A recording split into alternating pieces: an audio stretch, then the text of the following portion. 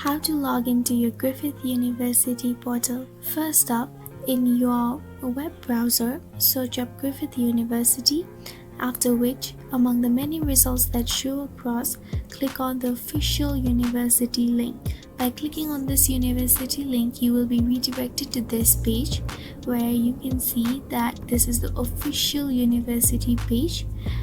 On the top, as you can see here, there are many options.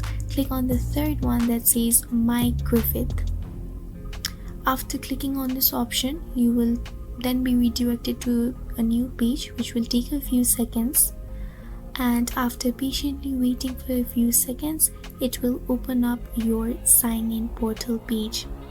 Here it will ask your Griffith University username and password, which you shall be given by the university itself. Here, put on your username correctly and your password correctly. If you have forgotten your password, you can click on this button right here that says Forgot Your Password. Or if you need more help regarding login, you can click on this option which says Login Help. And you can also change your password from this option that says Change Password.